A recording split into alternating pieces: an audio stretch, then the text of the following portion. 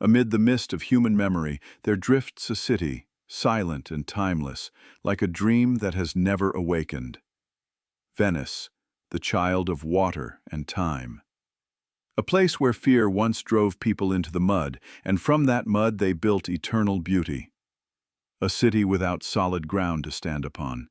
Yet it has stood for 1,000 years between waves and wind, a living proof of humanity's longing to rise above the fragile fate of existence.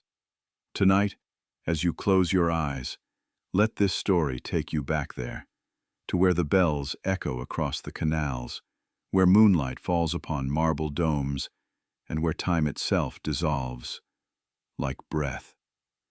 We will walk together, through centuries of splendor and decay, past the calls of merchants, the ringing hammers of the arsenal, and the whispers of the Adriatic Sea. For Venice is not merely a city. It is the human soul gazing into water, reflecting between light and shadow.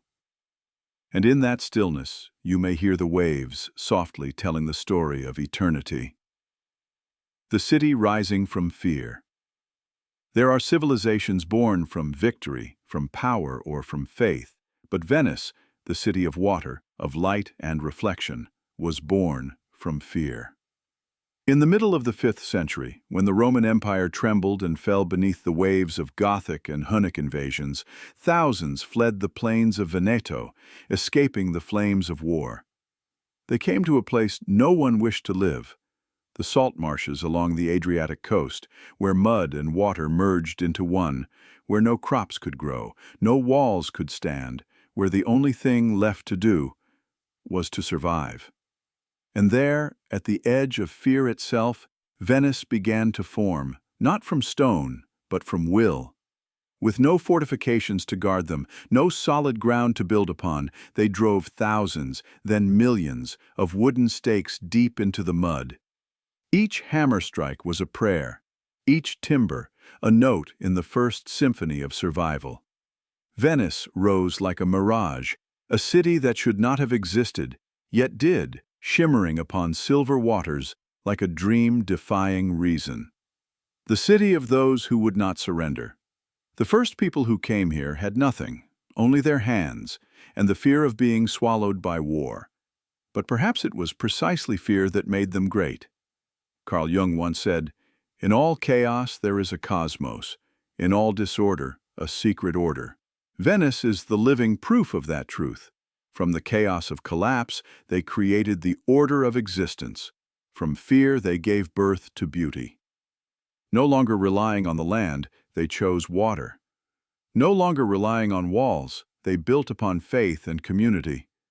Venice became the city of those who would not yield, where every house, every bridge, every canal tells the story of rebirth from ashes. This city floats not only upon water, but upon the deepest layer of the human unconscious, the yearning to begin again, to break free from old destinies, to live at the threshold between matter and soul. Venice did not fight against nature. It listened to the water, learning to exist within its flow. And because of that, Venice became a spiritual symbol, a place where humanity found harmony with the world instead of dominion over it. Water, the mirror of the soul. There is no other place like Venice. Here every step is mirrored upon the water, and every house bears its reflection, flickering, trembling, ephemeral. It is as though the city exists in two realms at once, the physical and the reflected, the real and the dream. Jung might have called it the realm of shadow, the space where the self meets its deepest being. Each dawn, when sunlight spills upon the lagoon, a different Venice appears, shimmering, melting, enchanted. And each night beneath the moon, the city becomes a land of memory, as if the souls of the first settlers still wander there, their reflections dancing upon the rippling tide. Venice is not merely a refuge. It is a declaration that humankind can create eternity even while standing upon fragility itself. It is precisely that fragility that gives Venice its surreal beauty, a dream you cannot touch, yet can never forget. From fear to faith. The journey of the human soul. If Rome symbolizes power and Athens symbolizes reason, then Venice symbolizes faith. Faith that humankind, though small, can endure the storm if bound together. Faith that from mud the flowers of art can bloom. Faith that beauty can be born from despair. A city built by those who fled, yet it was they who created eternity. No one remembers their names, those first hands that drove stakes into the mud, but their souls remain, within the water, the stone, and the light. Through them, Venice became the soul of the world. One could say Venice is the collective symbol of rebirth, like a phoenix rising from its ashes. From fear came faith, from faith came beauty, and from beauty, Venice became a symphony between humanity and nature, between matter and spirit. It is the Jungian archetype of resurrection, the path every civilization and every soul must one day walk. Epilogue. When fear becomes the source of eternity, Venice is proof that fear does not only destroy, it also creates. When faced with despair, humankind always has two choices: to surrender or to be reborn. The first Venetians chose rebirth. They did not merely build a city upon the water. They rebuilt themselves, crafting a civilization balanced between reality and dream, between fear and courage. From above, Venice appears like a flower blooming upon the sea, fragile yet full of life. It could not exist without fear, for fear itself taught humanity how to love life. And perhaps that is the secret message of history. Every great civilization begins in weakness, but within that weakness lies the most divine strength of all. Venice rose from fear, but to endure, it required a miracle, a testament to the boundless creativity of humankind.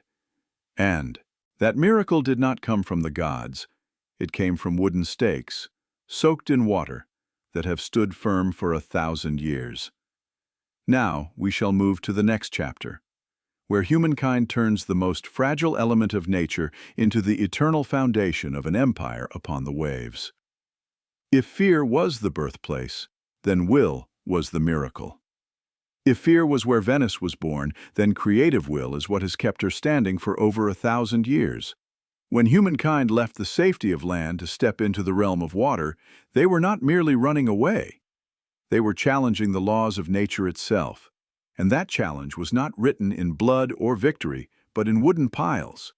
Millions of slender pillars driven deep into the marshes of the Adriatic coast. They became Venice's first miracle, a living testament to what humans can achieve, when knowledge, faith, and patience are woven into something timeless. The Venetians chose timber from distant forests, Slovenia, Croatia, Dalmatia, where oak, pine, and larch grew slowly, dense and strong. They floated them down rivers, drove them deep into mud and salt water, and, in that oxygen-poor world beneath the lagoon where no bacteria could feed, the wood, instead of rotting, began to petrify, transforming into the eternal foundation of a floating city. Through centuries, the fragile became immortal, the foundation of the impossible. It seems almost unbelievable that a city of marble palaces, bell towers, churches, and grand square could rise not upon solid ground, but upon water. Yet Venice did. Upon those salt-soaked wooden stakes, they laid wooden beams, then stacked slabs of Istrian stone, a pale limestone drawn from the Adriatic coast.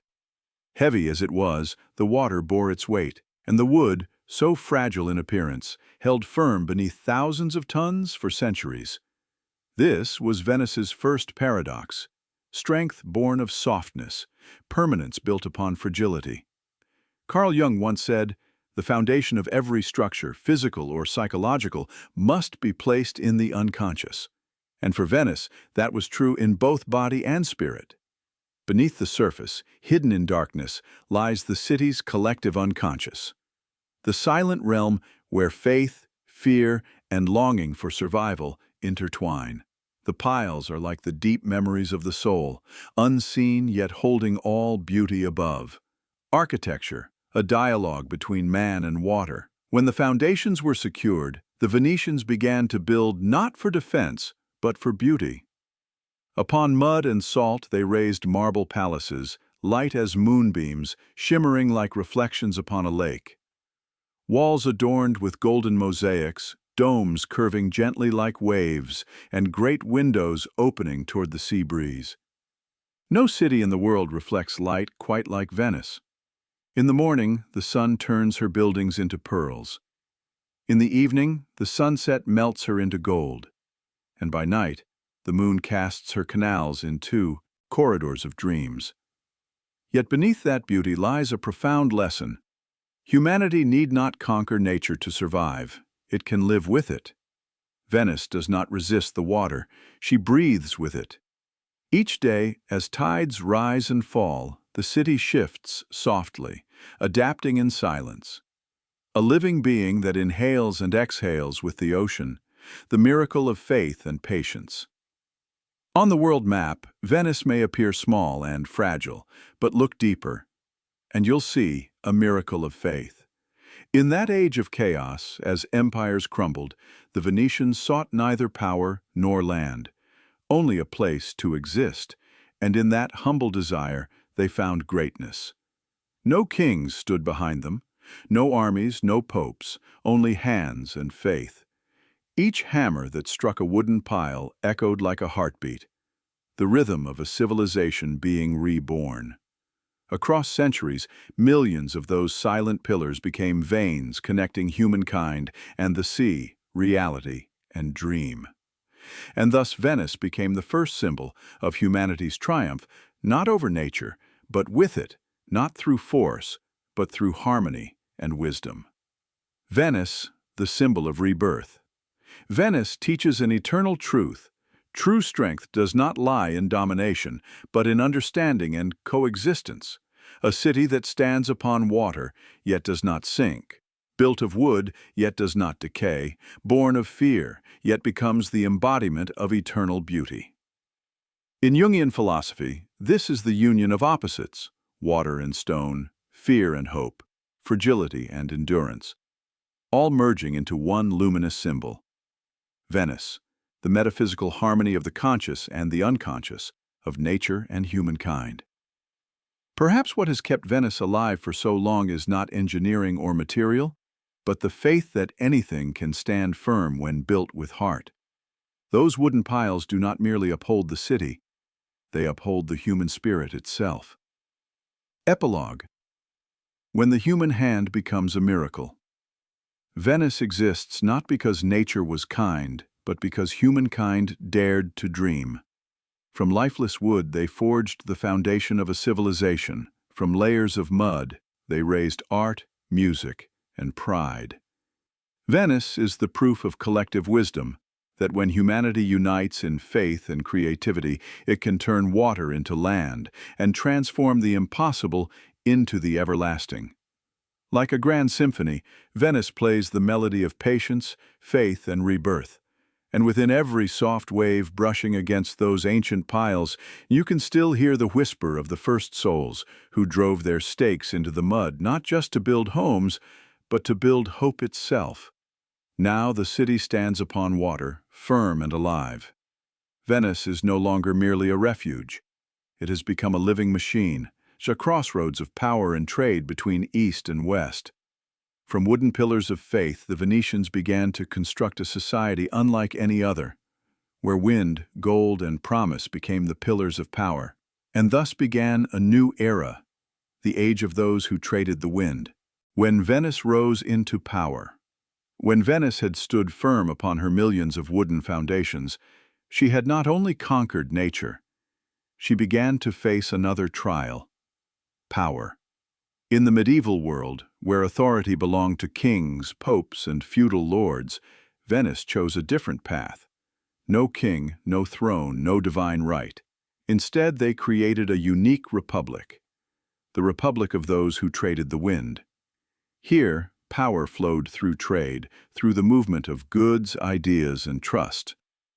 Venice had no fertile soil, no mighty army, but she possessed the sea, and she learned to listen to it. If Rome was the empire of swords, then Venice was the empire of sails, where the wind itself became an ally. the republic without a throne, where merchants were kings. Unlike the kingdoms of Europe, Venice did not rule through bloodlines or divine command. Here merchant families, enriched by silk, glass, spices, and gold, held power. They built a political system as intricate and precise as a clockwork of eternity. At its head stood the Doge, elected for life, yet never allowed to rule absolutely. He lived in the splendid Doge's palace, glorious yet lonely, for his every decision required approval, his every act was bound by oversight. Around him turned the wheels of governance, the Great Council, the Council of Ten, and the Senate. A delicate art of balance where no one ruled alone, but no one was ever fully cast aside. Venice needed no king, for every merchant was a small sovereign of his own, and all knew that to keep the ship of Venice afloat, they must steer together. Shadows beneath the light. Beneath the calm of the canals, beneath the songs of the gondoliers, lay a hidden web of control, silent, complex, and cold. Venice functioned like a living machine, every gear, no matter how small, watched, recorded, and restrained. The Council of Ten, the city's most secretive body, was both government and ghost. They maintained networks of spies, sent coded letters drifting through the waterways, and held the power to condemn to death anyone suspected of treason, quietly, without public trial. Venice was the city of wind, but also of whispers and shadows. The Bocca di Leone, the lions' mouths, carved in stone on public walls, were slots for citizens to drop anonymous letters denouncing corruption or betrayal. From these mouths, the council would investigate, judge, and sometimes execute, in silence, without a name. Thus, beauty in Venice always walked hand in hand with cold order, an order maintained not through violence, but through a refined and elegant fear. And yet, this very mechanism, tangled, secretive, at times ruthless, gave Venice her astonishing stability. For over 1,000 years, no great civil war, no internal collapse. Venice endured, a self-regulating empire where power flowed and never stagnated, freedom within restraint, the secret of endurance. At first glance, such a system seems paradoxical. How could a society built on surveillance and intrigue survive for so long? The answer lies in the merchant's mind, the soul of Venice. The Venetians understood that power is like the wind, grasp it too tightly, and it vanishes. Guide it wisely, and it carries you forward. So they accepted restraint as the price of freedom. The Doge was watched, yet protected. Merchants were controlled, yet stable. It was a living balance, like Venice herself between water and sky, forever swaying, yet never sinking. Carl Jung once wrote, "Freedom is not achieved by breaking chains, but by understanding them." Venice lived by that truth. They did not destroy power, they shaped it, turning chaotic gusts into steady wind. And for that reason, Venice became the longest-lasting free republic in human history. The silhouette of reason in a collective dream. Venice was a living organism of reason, where emotion was tempered and order became a form of art. Each merchant was a cog in the grand design, yet also a free spirit within its harmony. The Republic of Venice stood as proof that humanity could govern itself through wisdom, not blind faith. But within that reason, there was poetry, a dreamlike mist, like vapor rising from the canals at dawn. Perhaps because she belonged to no land, Venice lived between two worlds, between reality and dream, between law and intuition, between merchant and poet. For over 1,000 years, the city was not only a center of trade, but also a vast experiment in human psychology, a place where fear and ambition were balanced, where power and morality danced a delicate dance. Epilogue. When humanity learned to steer the wind. Venice endured because she understood this truth: the world cannot be controlled, but it can be guided. The Venetians never sought to stop the wind, they learned to trade with it. They knew that every breeze, gentle or fierce, could carry goods, news, and opportunity. Thus, the politics of Venice was never a struggle for dominance, but an art of navigation, steering through the unpredictable tides of fate. For more than a millennium, the Republic of Venice stood as a quiet miracle, proof that humanity's strength lies not in conquest, but in adaptation. Amid the waters, amid the winds, amid the shifting world, Venice endured, for she understood that all lasting foundations are built upon the art of flexibility. But when Venice had mastered herself, she turned her gaze outward. The sails that once carried only cargo now carried ambition. From once humble subjects of Byzantium, the Venetians became rivals, and eventually successors. And in that journey, the traders of the wind became rulers of the sea. A vassal of Eastern Gold Venice was not born an empire. It began as a humble vassal, sheltered beneath the wings of a giant, the Byzantine Empire, the radiant center of Eastern power. When the first Venetians rowed their boats to Constantinople, they carried within them both fear and hope. Fear of being swallowed by that immense force, and hope that they might learn from the most brilliant civilization of their time. Like a wise student, Venice observed, absorbed, and in time surpassed her master. In the 9th century, Venice was still young, a city under Byzantine influence. Constantinople, the Golden City, where Hagia Sophia lifted its dome toward heaven, was the heart of trade, art, and faith. The Venetians relied on Byzantine protection. In return, they offered ships, goods, and loyalty. But in Venice, loyalty was never absolute. It was a commodity, something that could be traded, bargained, or withdrawn. They learned from Byzantium how to organize, record, and govern, but more importantly, they learned how to trade not only in goods, but in opportunity. And soon, Venice realized a truth that would shape her destiny. In the chaos of the medieval world, true power did not lie in the sword, but in commerce. The sails that carried golden souls. From the 10th century onward, Venice spread her sails across the Mediterranean. They traded everything that could be traded: cloth, spices, gold, slaves, and even the souls of men. From Alexandria to Cairo, from Damascus to Constantinople, Venetian ships glided through harbors bearing the winged lion of St. Mark on their crimson flags. Gold flowed into the city like a rising tide, enriching merchant families and birthing a new ruling class, one that ruled not by the sword, but by ink and contract. Yet with wealth came the art of subtle compromise. The Venetians learned to buy privilege with feigned loyalty. They bowed to Byzantium when it was useful, but would sell its secrets if the price was right. They fought not with blades, but with diplomacy, cunning, and gold. Every treaty, every marriage, every voyage was a move in the vast chessboard of the Mediterranean. When trade became power, the medieval world was divided in two. In the West, Rome had fallen, and barbarian kingdoms fought over its remains. In the East, Byzantium still gleamed, though age had begun to dull its light. Between these worlds stood Venice, small, swift, and shrewd, a bridge between two civilizations. The Venetians traded goods between East and West, but they also traded influence. They controlled the sea routes through the Adriatic, expanded into the Aegean, and even into the Black Sea.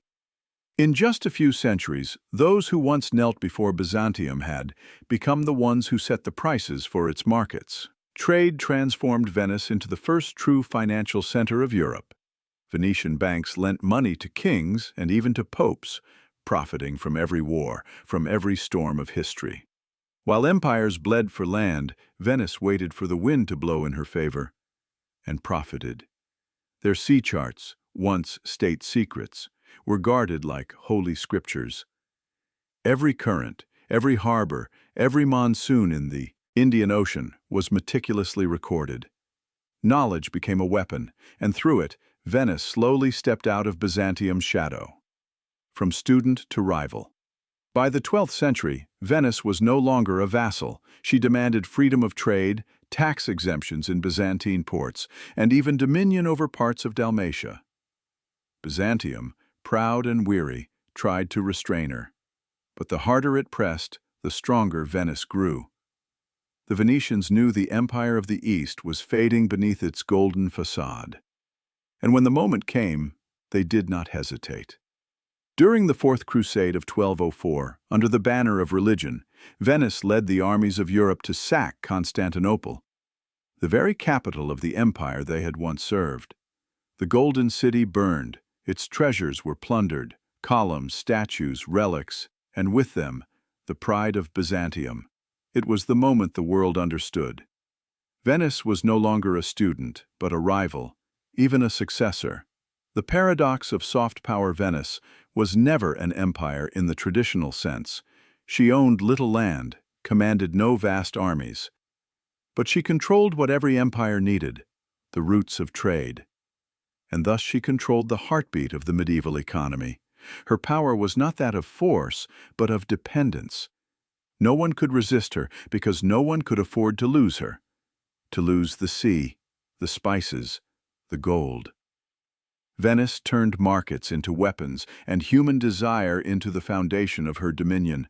This was the pinnacle of the merchant's philosophy, where power hid beneath gentleness, and victory came not from conquest, but from understanding the human heart.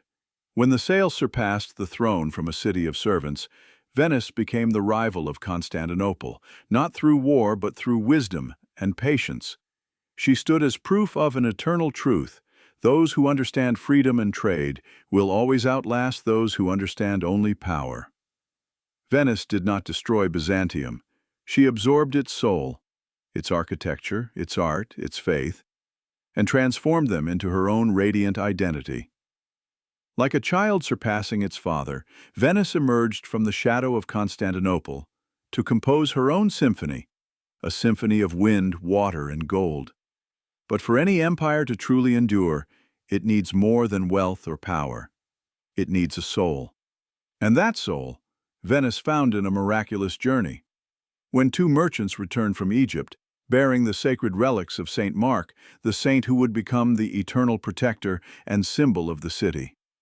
From here, the story of Venice enters a new chapter, a chapter of faith, symbol, and everlasting light. The theft of relics. When faith became the greatest trade. Every empire, whether built on stone, gold, or blood, needs a soul to endure. After breaking free from Byzantium's shadow and rising as an independent power, Venice understood that material wealth alone was not enough. A city of merchants, to survive through the ages, needed something sacred, a symbol to unite people not through fear but through faith. And that soul Venice found, or rather stole, in a story both holy and daring, the tale of Saint Mark. In the 9th century, two Venetian merchants, Buono de Malamocco and Rustico de Torcello, were trading in Alexandria, Egypt. There, they heard of the relics of Saint Mark the Evangelist, who had once preached in those lands and was venerated by the Byzantines. But Egypt, now under Islamic rule, was no longer safe for Christian relics. And so, with a strange blend of devotion and daring, the two merchants decided to steal the saints' remains and bring them home to Venice. They hid the relics inside barrels of pork, knowing that Muslim guards would not dare to touch them. Legend says that as their ship set sail, a great storm rose, and a mysterious light descended from the sky, as if Saint Mark himself was guiding the way. When they finally reached Venice safely, the people saw it as a sign of destiny. From that moment on, Venice ceased to be merely the city of merchants. It became the city of Saint Mark, the winged lion, the soul of the city on water. The relics of Saint Mark were placed within the Basilica di San Marco, one of the most resplendent churches in all of Europe. Its golden domes, radiant Byzantine mosaics, and marbles carried from the east turned the basilica into a hymn to the entire Mediterranean world. And at its heart stood the new symbol of Venice, the winged lion holding an open book inscribed with the words, Pax tibi Marse, Evangelista meus. Peace be upon you, Mark, my evangelist. In ancient symbolism, the lion represents courage, strength, and wisdom. But in Venice, the lion had wings, a sign of freedom, transcendence, and spiritual flight. While other empires carved their emblems into the earth, Venice engraved hers upon the wind, the water, and the soul. From that day on, the winged lion of St. Mark appeared everywhere, on flags, on coins, above gates, and on every ship that left the harbor. Each merchant who sailed from Venice carried not only goods, but the gaze of their patron saint watching over them. And when storms rose on the horizon, they believed St. Mark's wings shielded them, keeping their city, their ships, and their spirit from ever sinking. Faith and power, two sides of the same coin. From that moment, Venice entered a new era, one where religion and commerce merged into one current.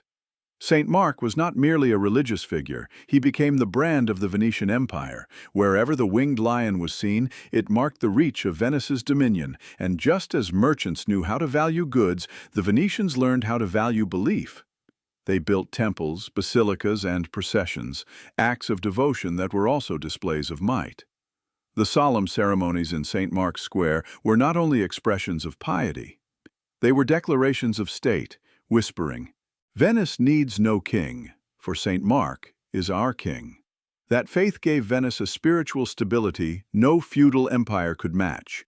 While Europe was torn between pope and emperor, Venice walked the line between the two, devout yet free, faithful yet independent. St. Mark became the bridge between soul and reason, between heaven and sea, between man and water. St. Mark, the voice of the collective soul Venice, did not choose St. Mark by chance. According to legend, during his missionary journeys, St. Mark once passed through the marshlands, where Venice would one day rise. There, an angel spoke to him, "Peace be upon you, Mark. Here you shall rest." When his relics finally returned centuries later, the prophecy was fulfilled. It was as if the destiny of Venice had been written long before its birth. From that moment, the Venetians believed that St. Mark's spirit was fused with the soul of the sea, an invisible force guarding their city through the ages. The winged lion became not only a sign of power, but a collective memory, a reminder that from mud and fear, humankind can still rise toward light.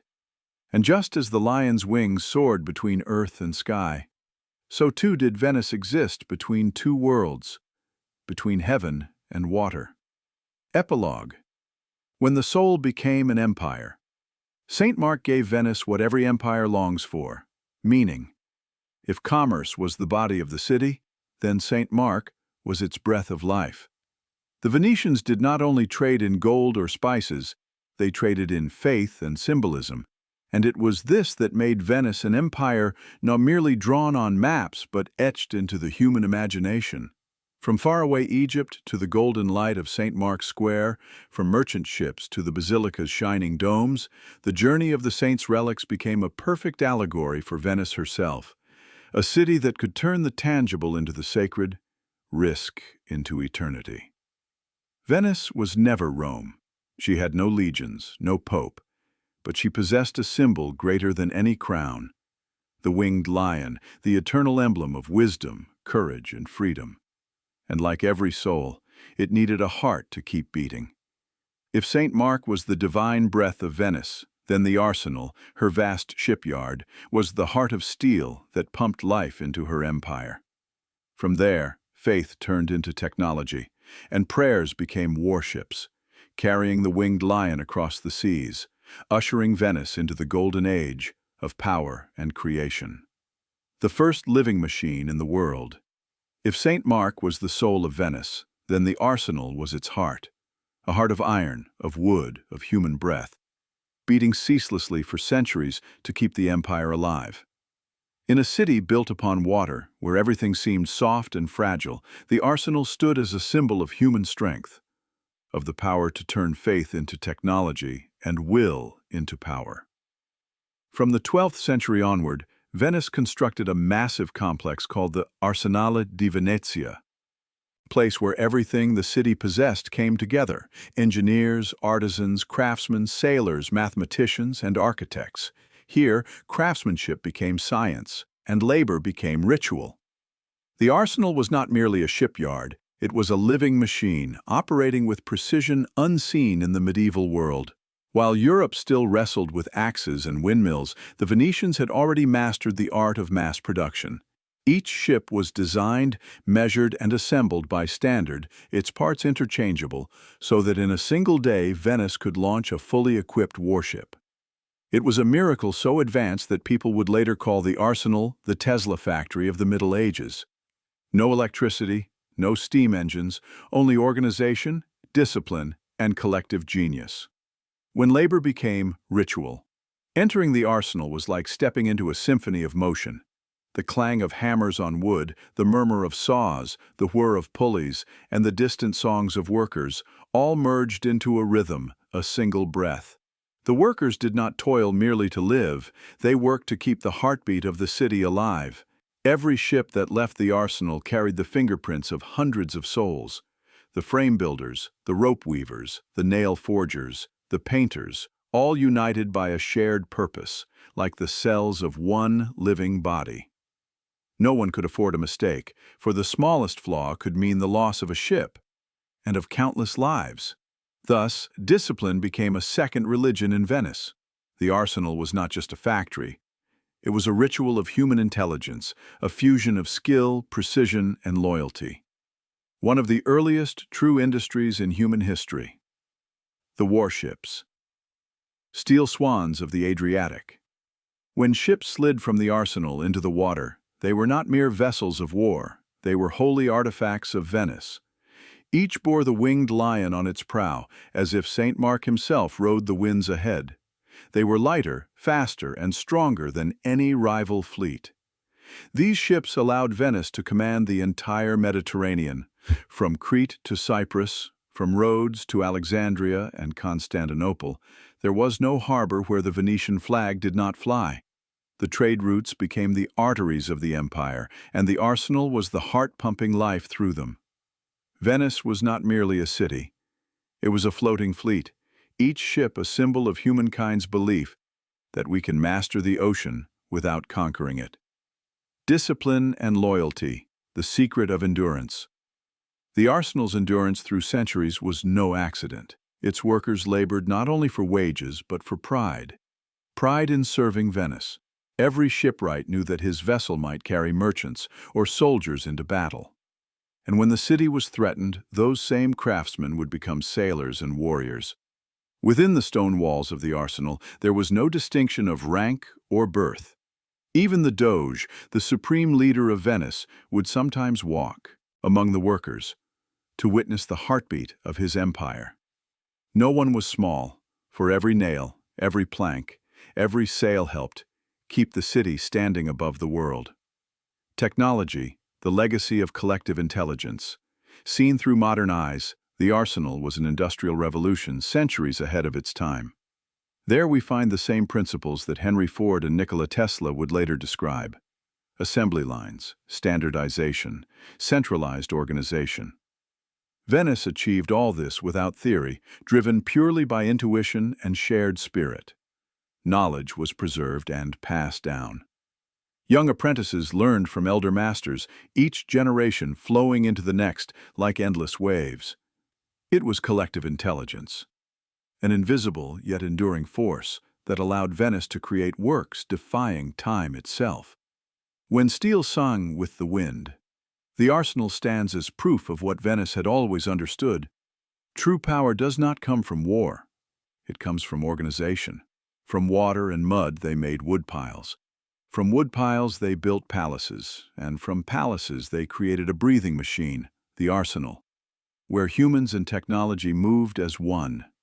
It was the heart of the empire, where sea winds whispered through wooden beams, where the rhythm of hammers and waves blended into a single song, the song of will and creation. If St. Mark was the soul of Venice, then the arsenal was its living heart. Where humankind prevailed, it could recreate the order of the universe with its own hands. But even the strongest heart cannot live without the element that nourishes it. For Venice, that element was the sea. And to preserve that sacred bond, the Venetians did something no other city had ever done. They married the ocean. A ceremony both of love and of eternal vow, declaring to the world, Venice does not exist to fight the sea. Venice exists to breathe with it. When love became a national ritual, there is no place in the world quite like Venice, a city that does not stand upon land but floats upon water. While other civilizations built walls to hold back the waves, Venice opened her arms to the sea, as if longing to dissolve into the ocean's breath. For Venice knew, to resist the sea is to be devoured by it, but to love the sea is to be sustained by it. And so, from the depths of the Venetian soul, was born a sacred ritual, beautiful as legend itself, the marriage with the sea, lo sposalizio del mare. From the 10th century onward, each year on the Feast of the Ascension, the Doge, supreme leader of the Venetian Republic, would board the ceremonial ship Bucin Toro, departing from St. Mark's Square toward the glittering waters of the Adriatic. Accompanied by nobles, priests, and musicians, the air filled with the sound of bells and the murmuring waves.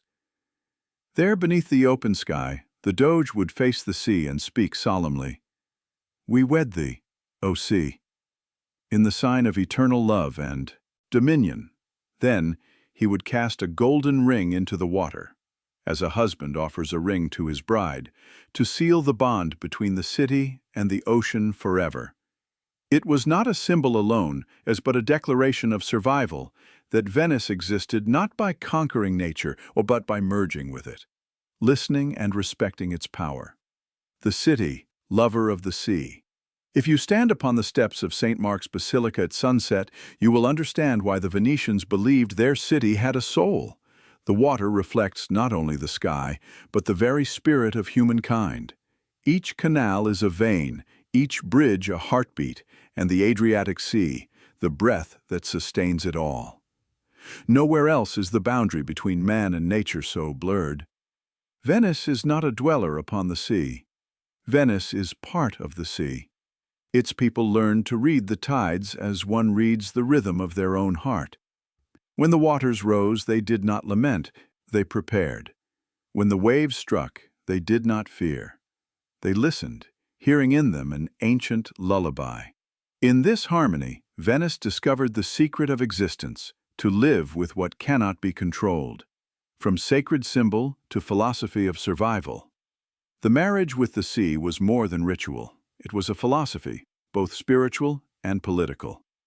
The Doge cast his ring not to display dominion, but to remind his people, "We do not own the sea, we are part of it." In a world obsessed with conquest, Venice whispered another truth, that true power lies in harmony, not domination. They built no dams to resist the tide. They built homes upon wooden piles. They did not flee from floods. They let the water pass through their streets and recede, like the breath of life itself. And because of this, the city endured, through storms, through centuries, through the fall of empires all around her. Venice understood a wisdom that humanity is only now beginning to relearn. Nature is not our enemy, but our most honest companion, demanding yet true. Love as a shield through Venice's golden centuries, the marriage with the sea became the heart of her identity. Not only Venetians but travelers from across Europe gathered to witness it. It was said that when the Doge's ring touched the water, the Adriatic itself would grow still, as if answering the city's vow. And like any true marriage, the relationship was not always serene. At times the sea grew angry, flooding the squares. At times the storms tore at ships and shores. Yet the Venetians never abandoned her. Just as a husband never leaves the wife he loves. Through anger and loss, they remained inseparable. That love was their armor. While other cities burned in wars, Venice thrived, protected by the very sea that others had feared. The ocean became her eternal lover, her guardian, her mirror. When love became a dynasty. For over 8 centuries, the marriage with the sea continued, from the Middle Ages to the 18th century. It was the only ceremony in history where a nation married the very element that sustained it. Each time the Doge cast his ring, Venice was reborn, as if the sea renewed its vow and allowed the city to live another year. At its deepest level, It was a metaphor for inner balance between reason and emotion, matter and spirit, man and the cosmos. From that balance, Venice became a symbol of harmonious intelligence, of how humankind can exist without domination. Epilogue: when the golden ring sank into the sea. The golden ring was never recovered because it was never meant to be. It did not vanish, it dissolved, just as Venice's love dissolved into the rhythm of the tides, invisible yet eternal. And perhaps that moment is the most perfect image of Venice itself, a city brave enough to love what could one day drown it, and through that love, achieved immortality. Venice was not merely an empire of merchants or warships. It was an empire of emotion, intuition, and harmony. She taught the world a truth we are still trying to remember. To exist is not to conquer, but to merge, to coexist, to breathe together. But when love runs deep enough, it gives birth to beauty. And from that love, Venice began to paint her age in gold, marble, and music. After marrying the sea, she married beauty itself, turning art into her language and aesthetics into her power. From here, Venice would enter her golden age of art, where light, music, and architecture illuminated not only her waters, but the very soul of humankind. Venice, from harmony to temptation. Venice was once a city of harmony, between man and the sea, between reason and emotion. But like every human soul, when it reached the peak of wealth and power, temptation began to knock. And no one, not even those under the protection of Saint Mark, could escape the shadow of ambition. From her love for the ocean, Venice learned how to command the waves. And soon, she realized, if one could command the waves, one could also command men. That realization marked the beginning of one of the darkest, yet most transformative chapters in Venice's history. The Fourth Crusade. When faith became a commodity year 1202, the Christian world prepared for a new crusade to liberate the Holy Land of Jerusalem. Thousands of knights from France, Germany, and England gathered, burning with faith but lacking one essential thing: ships.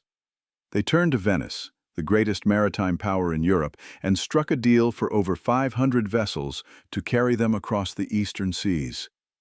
Venice agreed, but demanded an enormous sum: 85,000 silver marks, a price far beyond the Crusaders' reach. When they could not pay, Doge Enrico Dandolo, the ruler of Venice, saw an opening.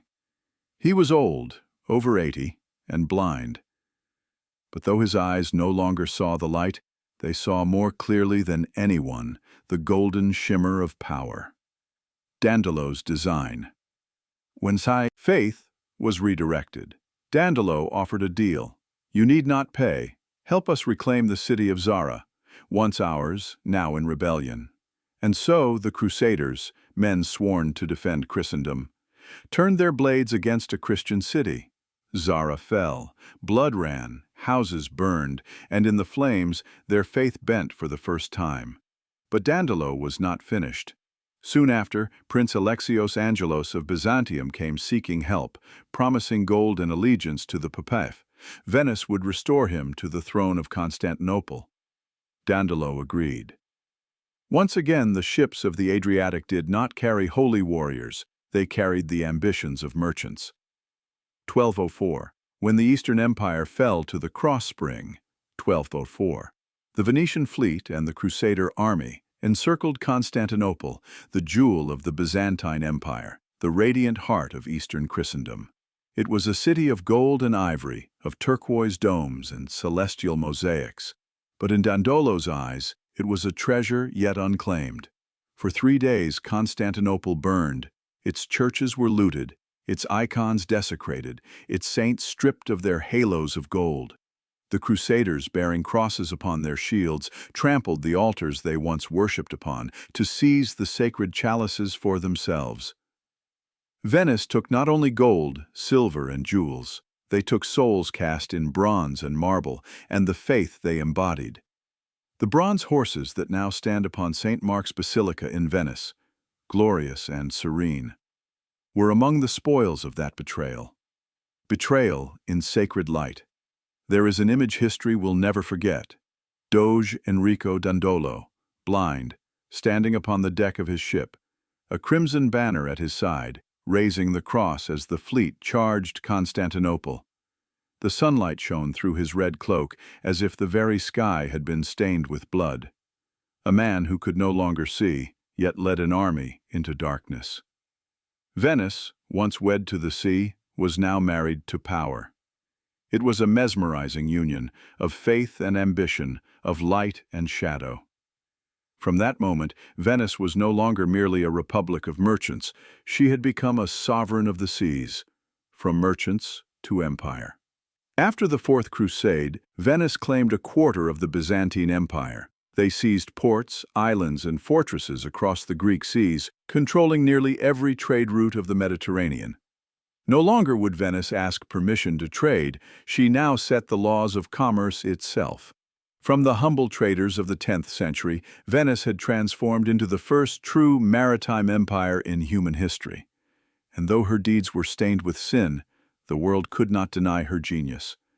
Venice had become a master of strategy, politics, and manipulation. She understood that in a world where faith and gold were weighed upon the same scales, the victor was not the most righteous, but the one who knew where to place their faith, or how to sell it at the highest price. When light became shadow, and shadow became light. The Fourth Crusade left a fracture upon the angelic face of Venice, but through that crack, the true light of humanity shone clearer, revealing that greatness and guilt are twin flames that cannot be separated. Venice crossed the moral line, but also transcended the limits of history. She proved that empires are not built solely on faith, but on an understanding of the human heart, its greed, its desire, its brilliance. Venice learned that faith could be bought, loyalty could be bargained, and even the Holy Land could be conquered through a commercial contract. Thus, though condemned by many, Venice endured, a testament to the pragmatic intelligence and extraordinary resilience of humankind amid chaos. And in the centuries that followed, with the West and the Mediterranean under her command, Venice turned her gaze eastward, toward the rising sun, where legend and gold intertwined. From the same harbors where Crusader ships once departed, another son of Venice would set sail, Marco Polo, who would open the gates to the east and write the next chapter of Venice, the chapter of curiosity, knowledge, and dreams beyond the sea. The eyes of Venice. If the arsenal was the iron heart of Venice, and the marriage with the sea its soul, then Marco Polo was its eyes that gazed beyond every horizon, where imagination and reality blended in the golden sands and silver snows of Asia. From the quiet canals of Venice, he set forth, crossing the limits of the known world, carrying not only goods, but the boundless curiosity of humankind. Departure from the waters of Venice to the deserts of Gobi. In 1271, Marco Polo departed Venice with his father Niccolò and uncle Maffeo. They did not sail, they walked the earth through Constantinople, Persia, the lands of Bactria, now Afghanistan, across the Gobi Desert, and finally to Dadu, the capital of the Yuan dynasty, seat of Kublai Khan, grandson of Genghis Khan. The journey lasted 24 years, a voyage longer than a lifetime, through realms no European had ever seen. Along the way, Marco did not merely observe, he absorbed. He learned languages, cultures, sciences, commerce, astronomy, and the art of governance. Venice had taught him how to trade with the wind, and now he carried that wind across the world. At the court of Kublai Khan, where east meets west, at Kublai Khan's court, Marco Polo became a messenger, diplomat, and counselor. Kublai, wise and curious, was captivated by the young Venetian's calm intellect and gift for storytelling. He sent Marco across the empire, to China, Burma, India, and lands beyond, to observe, to learn, to record. There, Marco saw things unseen in Europe: paper money, coal used for fire, cities of millions, paved roads, iron bridges, and lanterns lighting the night like constellations. To him, The East was not a myth. It was a civilization of logic and harmony, unlike the chaos of medieval Europe. He would later say, "I have not told half of what I saw, for none would believe me." And indeed, they did not. The Travels of Marco Polo, a map of dreams. When Marco returned to Venice in 1295, he brought not gold nor silk, but knowledge. Captured during a war with Genoa, he dictated his adventures to Rustichello da Pisa, a writer of romances. From their collaboration came Il Milione, known in English as The Travels of Marco Polo. It was not a mere travelogue. It was a gateway to imagination. Within its pages shimmered cities of jade, palaces gilded with gold, rivers flowing like dreams, and civilizations radiant beyond all known splendor. Marco Polo redrew the world, not with maps but with words, teaching Europe that the earth was far wider and far more wondrous than they had ever believed. Legacy, when words became a compass. Marco Polo's book forever changed the Western mind. It reawakened curiosity, a spark long dormant since the Dark Centuries. Christopher Columbus carried a copy of the Travelson, his voyage to the Americas. Explorers, scholars, merchants, all took it as their guiding light toward the fabled East. But deeper still, his words planted a seed, a dream of crossing boundaries, and a belief that wonder lies beyond the horizon. For Venice, Marco Polo was more than a traveler. He was the living spirit of the city, the courage to step into the unknown, trusting wholly in human potential. Venice sent forth a merchant, and the world received a legend. From story to symbol of humanity's longing. What made Marco Polo truly great was not only the distance he traveled, but the way he saw the world. He did not speak of the East as a land to conquer, but as a mirror, in which the West could see its own reflection and learn. In an age divided by faith and culture, his voice became a bridge, a soft thread linking two civilizations. Venice, the city of exchange, had birthed a man who saw unity within difference. At a deeper level, his journey was the inner voyage of humanity itself, from the known to the unknown, from the shadow of prejudice to the light of understanding. Conclusion. When knowledge became the voyage, Marco Polo did not merely open the road to Asia, he opened the path to the future. Through his words, the world learned that power lies not in weapons, but in knowledge and the telling of stories. If the Fourth Crusade was a chapter of ambition and betrayal, then Marco Polo's was one of awakening. It showed that the same human fire, desire, can either destroy or enlighten, depending on where we guide it. Venice had once stolen the soul of Constantinople, but through Marco Polo she returned a soul to humankind, the soul of curiosity, of knowledge, of dreams. And as Marco Polo's tales spread across Europe, people began to dream of distant lands scented with cinnamon, clove, and nutmeg. Those dreams became journeys, routes of spice and of hope. And Venice, ever wise, understood at once. Whoever holds the spices holds the world. Thus, once again, she set sail, not to seek a holy land, but to claim the gold of the sea, spices. From dream to trade, after the far-reaching journeys of Marco Polo, Venice no longer looked east with mere curiosity, but with the gaze of an empire that could smell profit in the wind. From dreams they stepped into commerce. From legend they built reality. And upon the waters they found a new treasure, not glittering like gold or silver, but fragrant like the breath of the world. Spice. Spices, the lifeblood of the ancient world. In the Middle Ages, spices were the rarest luxury of all.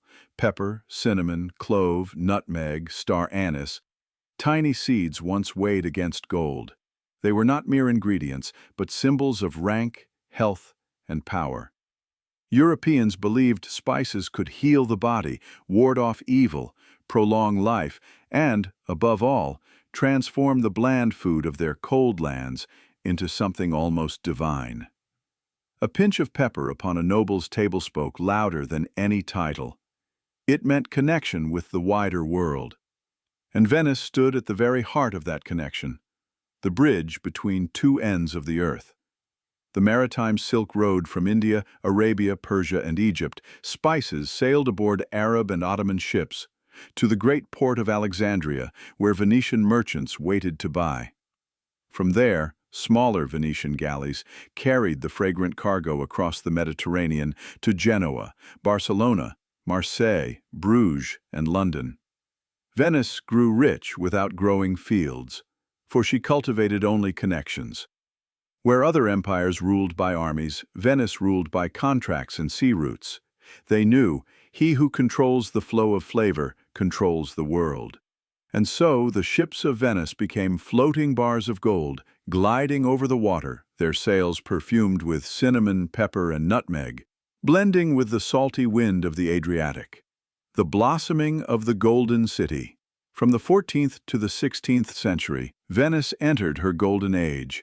This city upon the water became the commercial heart of the world. Gold flowed in, fragrance drifted through the streets, and with it came art, music, and the awakening of the human soul. In St. Mark's Square, merchants from every nation gathered, Arabs in white robes, French nobles in crimson silk, Byzantines in brocade and gold thread. They spoke different tongues, but shared the same scent, the scent of pepper and cinnamon. Venetian nobles built palaces that shimmered upon the mirrored canals, marble from Greece, gold from Constantinople, glass from Murano. The whole city glowed like a jewel adrift upon the sea. At night, lanterns rippled upon the waves, like stars fallen gently to the water's surface. Music, art, and endless celebration. Wealth birthed beauty, and Venice knew how to turn beauty into power. Masquerade balls lasted for days and nights, where masks hid faces but revealed truth. The music of Vivaldi floated from gondolas, mingling with the lilt of mandolins and the sigh of the tide. Painters such as Titian, Bellini, and Veronese filled the world with light and feeling. Their works were not mere portraits, but reflections of Venice's soul, a city that knew how to love, to dream, and to live in the moment. Venice had no land to till, but she sowed the seeds of beauty and harvested eternity in human memory. When fragrance became politics. Through spice, Venice did not merely grow rich, she shaped the economy and politics of Europe. She set prices, moved markets, and built a trade monopoly that lasted for centuries. From her ports, gold flowed eastward to the Muslim empires. From the east, spice flowed back west. Venice stood at the center, not as producer, but as the heartbeat of global commerce. It was the first time in human history that a single city pulsed in rhythm with the world's trade. But, as with all power, within it lay the seed of its own ending. For when new sea routes were opened and new empires arose, the world would no longer revolve around Venice alone. Epilogue. When the scent faded from the sea. In the warm winds of the Mediterranean, Venice once shimmered with light and fragrance. Spices had brought her gold, glory, and art, but they also awakened the envy of nations. Rivals sought to break her monopoly, to sail new routes around Africa. And like every dream, Venice began to fade in the very golden light she had created. Yet her scent remained, the sharpness of pepper, the sweetness of cinnamon, the salt of the Adriatic, lingering in every stone, every canal, every morning bell. A city that wrote history in fragrance, until history itself became her fragrance. But no perfume lasts forever. To the east, new winds began to rise, winds carrying the smell of smoke and steel. The Ottoman Empire, vast and relentless, was expanding its reach, threatening to erase the sea routes of Venice. And so, from a city of scent and song, Venice would again become a warrior, fighting not for gold or glory, but to protect the sea itself and the soul she had built upon it. Venice and the final storm. Venice, once the city of fragrance and light, now stood before the final storm of history. In the 15th century, the Ottoman Empire rose like a tempest from the east, bringing with it fire, smoke, and the drumbeats of a new civilization. The sea, once Venice's dearest ally, had become her battlefield. When Constantinople fell, the world turned in 1453. Constantinople, the jewel of the East, the city Venice had once plundered and then traded with for centuries, fell to the Ottomans. It was not merely a military conquest, it was a tear in the fabric of the Old World. Venice's trade routes, which had bound the Mediterranean to the Indian Ocean through the Middle East, were suddenly severed. Spices, gold, silk, the lifeblood of Venetian commerce, once flowing through Alexandria and Constantinople, were now cut off by the iron gate of the Turks. Venice, once the center of the world, found herself pushed away from her own feast. Yet, in the darkness of defeat, a flame of pride still burned quietly within the city's heart.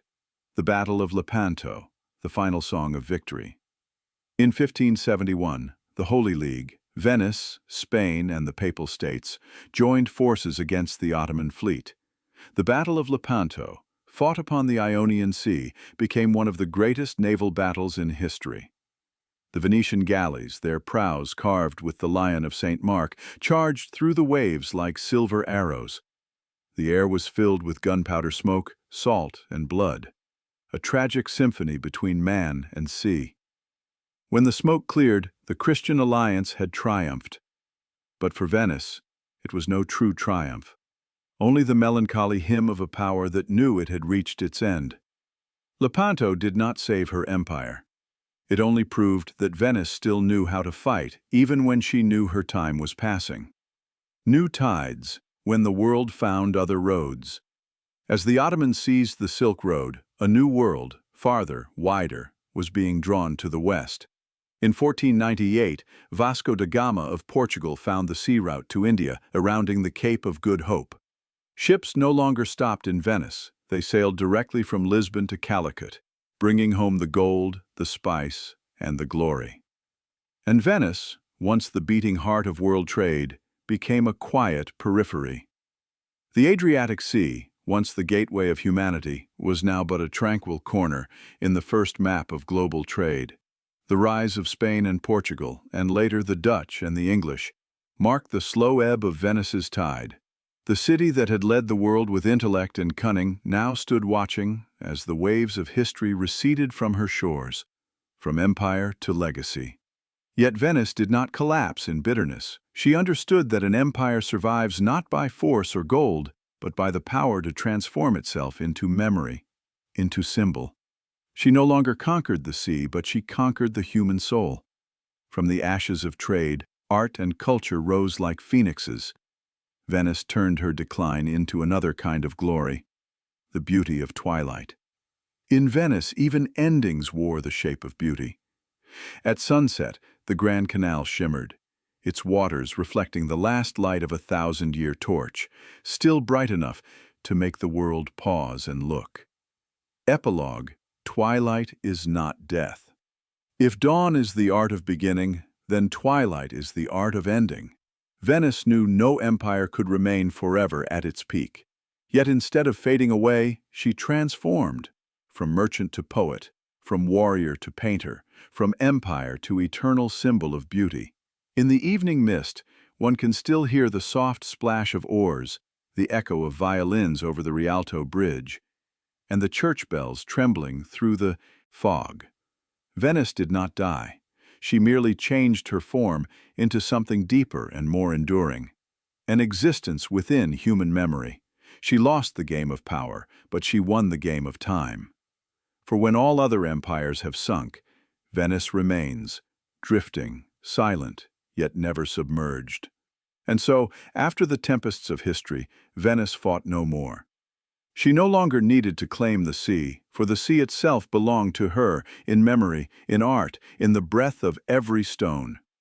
The world had turned to new empires, but Venice chose to remain with beauty, music, and masquerade, with the masks that conceal time itself. From empire, Venice became Europe's muse, living between past and dream, so that in every note of Vivaldi's music and every painting of Titian, the world may still har the whispering waves of a glory long gone, yet never lost. When power dissolved like salt in water, when power melted away like salt in the sea, Venice did not weep nor rage against time. She simply bowed her head and transformed from an empire of power into an empire of beauty. Once she ruled commerce, war, and the sea. Now she ruled the human heart. And in the very moment she lost her strength, Venice found something far greater, the eternity of the soul. A city smiling at sunset. In the 17th and 18th centuries, when no ship sailed from her harbors under the banner of St. Mark, Venice quietly became the grandest stage of art in the world.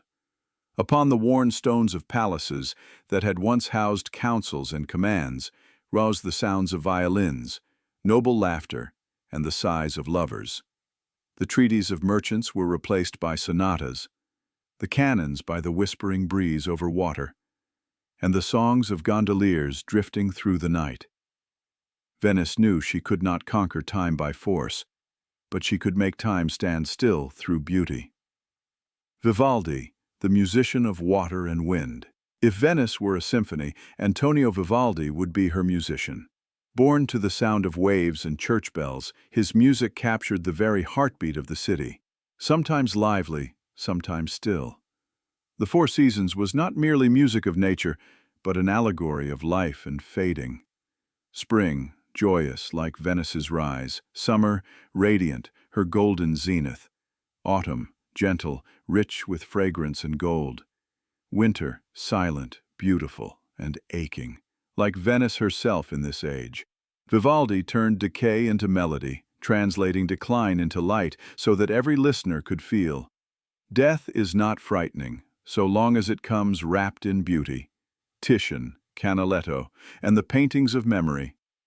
It was not only music. Venice's light was preserved in the brushstrokes of her painters, Titian, Tintoretto, Veronese, Canaletto. They painted not war, not power, but sunlight on water, bridges, and domes, and the faces of humanity.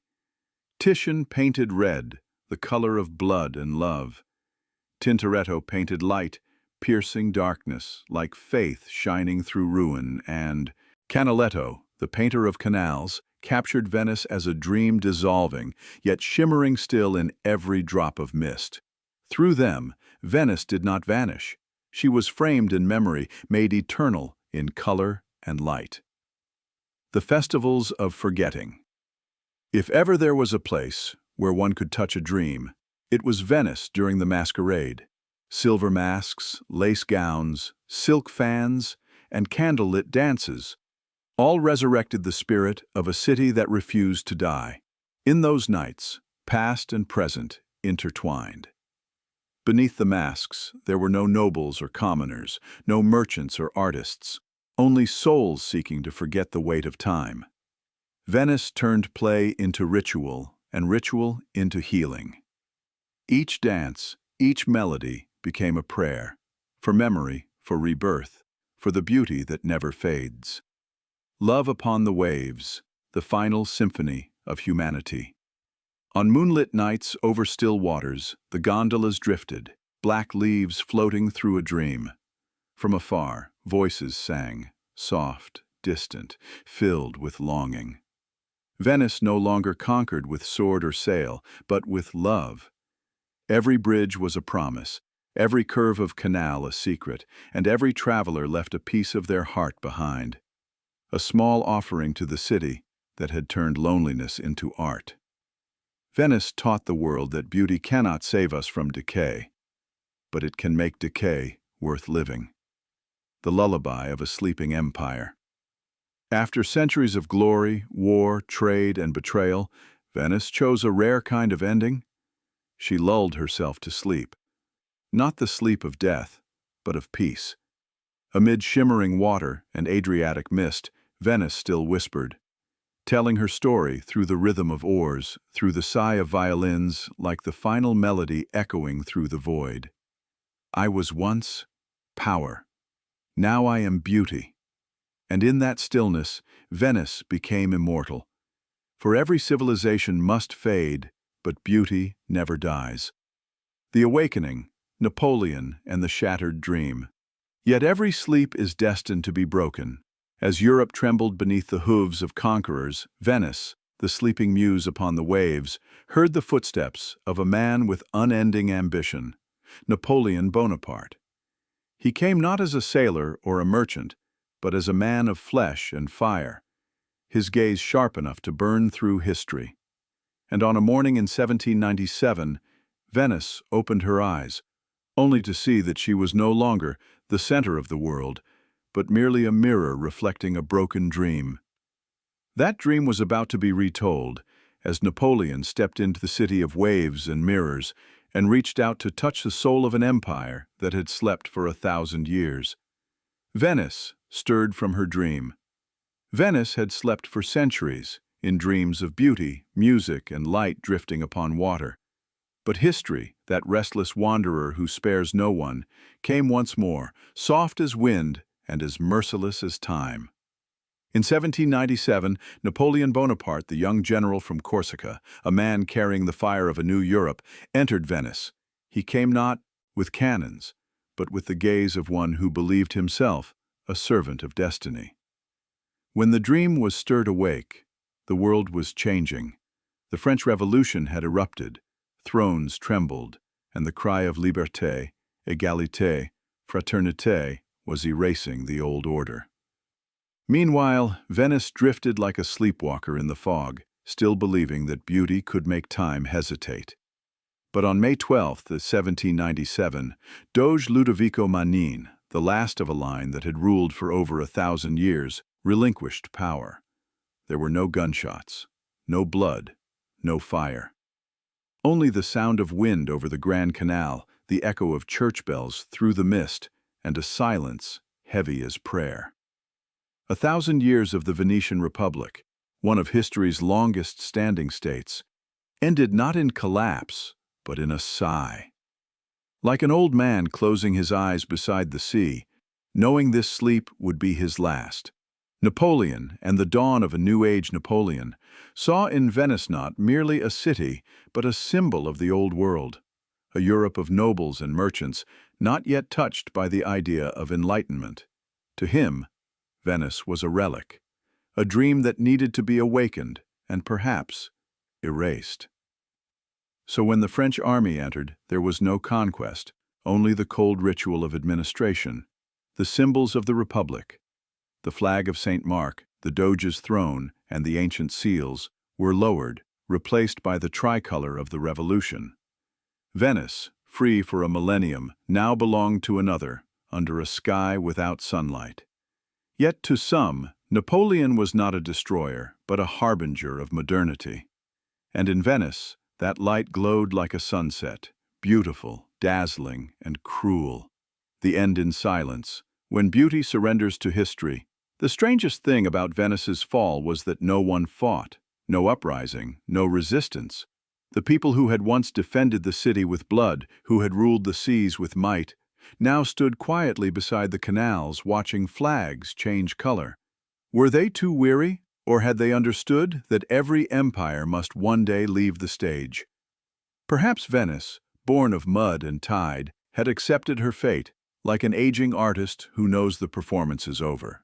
She did not resist death. She transformed it into a ritual, a final act so beautiful that even history bowed in silence. Mist over the Grand Canal, the low note of eternity.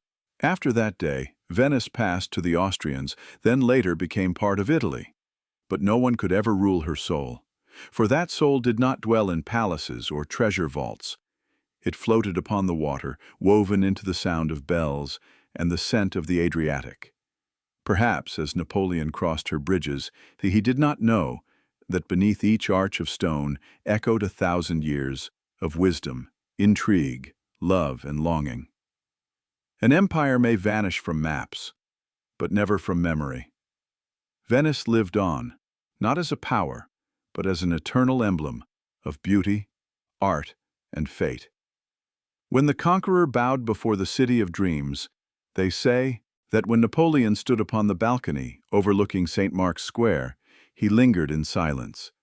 Perhaps in that moment, even he, the man who believed he could conquer all, felt small before the quiet majesty of this city. For Venice never needed to fight to win. She had risen beyond power, becoming a concept, a dream. And that dream, though awakened by Napoleon, continued to live in the heart of the world, like a melody without end. Venice, having lost everything, found the one thing no conqueror could ever take: eternity. For true beauty never dies. It merely changes form and hides itself in the mist. And when Napoleon departed, Venice did not disappear.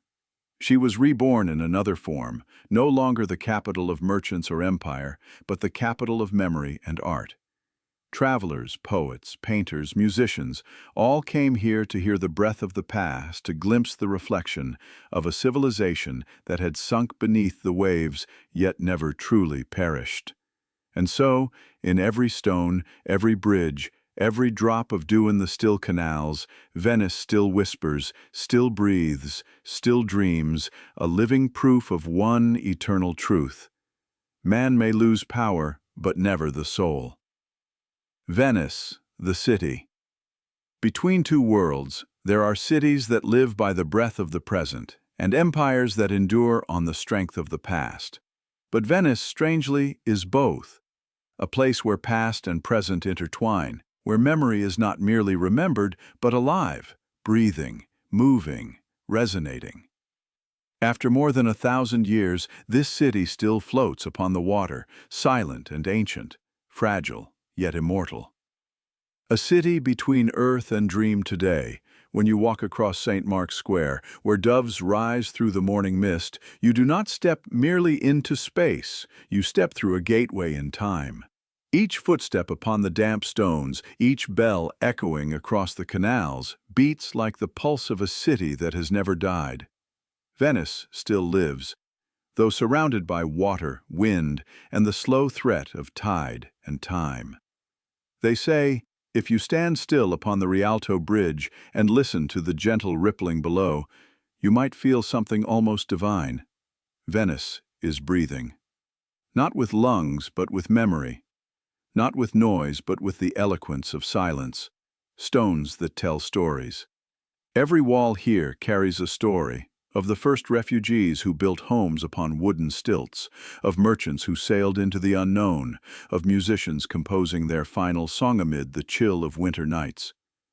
Look closely at the Byzantine domes, the Gothic columns, and you will see traces of every civilization Venice once touched.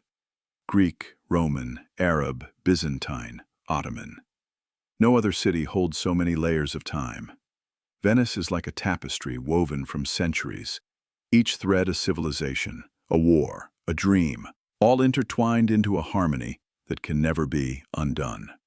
The city of sound and light, Venice, is not only seen, it is heard.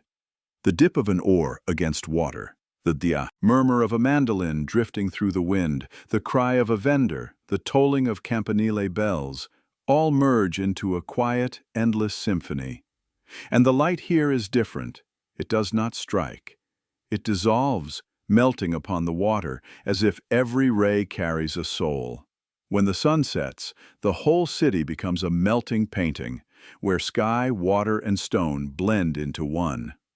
There is no boundary between dream and real, between matter and spirit. Venice, in its ritual of light, reminds us, beauty does not lie in perfection, but in fragility, striving to exist. Eternity built on mud and water. In a world drowning in technology, where people chase speed and progress, Venice stands as a paradox, a city that lives slowly. Here every stone, every bridge, every drop of water proves that eternity does not come from stillness but from balance. Venice stands upon mud and water, the weakest of elements, yet from them she built the symbol of endurance. The wooden piles, buried deep beneath the lagoon for centuries, have not decayed. The bricks, laid with faith, still hold the weight of belief that humankind can shape eternity out of the uncertain. Venice teaches us, you need no solid ground to reach eternity, only faith in beauty. The legacy of the soul. More than 2 centuries after losing political power, Venice remains one of the spiritual centers of the world, not because of wealth or might, but because of the invisible energy that radiates from her. People come to see art, but when they leave, they realize they have heard their own soul. Venice does not tell stories with words. She whispers through waves, speaks through reflections, and guides you through streets that lead nowhere, only to help you find yourself. In Venice, to be lost is not to be lost. It is to be found. Found in memory, in the self, in the eternal bond between humanity and beauty. Conclusion: the city that still breathes. Venice today is no longer an empire, no longer a seat of power, but she is still the one place in the world where time does not flow straight. Here the past and present repeat like a heartbeat, each morning a rebirth, each sunset a farewell. As mist gathers over the Grand Canal, you may hear the whisper of 1,000 years. We are born of water, and we return to it. But the soul still breathes. Venice is the final symbol of humanity, proof that even as the world changes, there remains a place where beauty, memory, and spirit coexist. And when night falls, Venice returns to her truest form, a city of dreams and water. Under the moonlight, the Grand Canal becomes a vast mirror, reflecting the soul of the world, the soft stroke of an oar, the distant ringing of a bell. Together they form the final lullaby of a civilization transformed into light. For within each ripple, we can still hear the whisper of time, Venice, speaking in the language of eternity. And as we close our eyes, we do not hear just the story of a city, but the story of ourselves, of humankind, forever striving to build eternity from nothing but mud and water.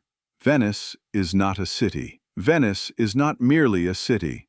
It is a love song written in water, wind, and light. A poem that humankind has spent millennia composing and still cannot finish. Amid the salt of the Adriatic, Venice stands, not to defy time, but to speak with it. The symphony between humanity and the sea. If every civilization is a piece of music, then Venice is the harmony between man and the ocean.